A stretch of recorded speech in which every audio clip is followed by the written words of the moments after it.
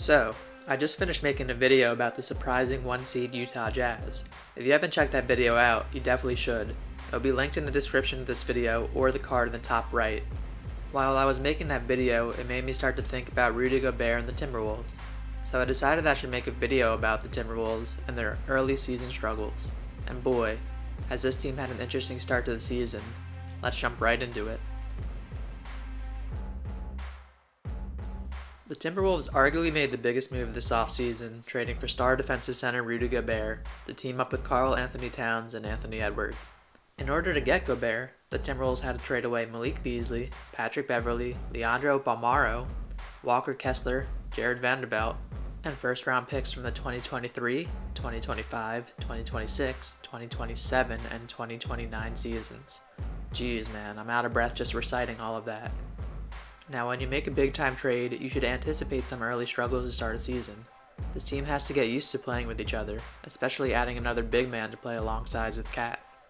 I'm not one to make excuses for anybody, but if you are a Timberwolves fan and panicking a little, just take a deep breath. Gobert played for Team France this offseason, and Cat was sick and lost a lot of weight during training camp. Both players might not fully have their legs underneath of them yet. It has only been 11 games, but I haven't liked what I've seen from the Timberwolves. The spacing on this team just feels terrible. This is my biggest concern coming into the season. I know Cat prefers to stay on the perimeter, and he's a very good three-point shooting big man, but when you are 7 feet tall and as skilled as Cat, you need to take advantage of your size and kill teams on switches. Cat, in my opinion, is settling too much for his perimeter game. He's averaging 6 3-pointers a game, which is second on the team. This isn't actually out of the ordinary for him as he's averaged a lot of threes in the past, but I feel like he's letting the defense off the hook when he settles on a 3-pointer. It's how I feel about Embiid when he takes them. I don't mind if he's in transition and he's trailing or if it's at the end of the shot clock, but for the most part, I want my big man in the paint where he's at his best. Hey, if you made it this far, please don't forget to like this video and subscribe. It will help me grow as a content creator and that would mean the world to me. Now we don't have that issue with Gobert on the other hand. Gobert has a very limited offensive game. He's a great lob threat and can seal off a defender in the paint and get to the line or get an easy shot from there. I wish for his sake he could expand his game more to like the free throw line. It would give his team a lot of different looks and would allow the Timberwolves to utilize some high to low passes between Gobert and Cat. While we know what Gobert doesn't do well, we do know he's an amazing screen setter and he's great at rolling. He has the ability to help Anthony Edwards and D'Angelo Russell get a lot of open space and great looks with his big screens. The Timberwolves should be taking advantage of this, putting immense pressure on the defense with either pull-ups, drive, or kickouts. Whatever the defense is giving you, because they can't take it all away, is what you need to attack. We need to talk about D'Angelo Russell though, because he is the biggest reason I think that Gobert and the Timberwolves offense is struggling. Gobert is one of those players that benefits from specific skill sets, one of them being an elite pick-and-roll ball handler. It's how he led the league in dunks 2 of the last 3 years. D'Lo doesn't do a great job navigating around the rim and he's hurting Gobert's offense a lot. D'Lo has always been an extremely streaky player, but right now he's been flat out awful, and that's just a big reason why the Timberwolves are struggling. D'Lo is averaging 13.5 points a game, but he's shooting just 37.9% from the field and 29.7% from 3. Yeah, that's really bad. He's even shooting 71% from the free throw line, which is below his average of 78%. Maybe D'Lo's in his own head right now, but the Timberwolves need to help him snap out of it. Try to get him some easy looks to start the game and raise his confidence. As we all know as streaky players, confidence is huge, and if you can get a shot to go in early, even if it's a layup or dunk, it can do wonders for your game. I don't really know how to go about this subject, so I'm just gonna kind of give you my overall thoughts about Jaden McDaniels. At first I was a bit underwhelmed with him, mainly because it's his 3rd year and this is when you see players kind of take that next step.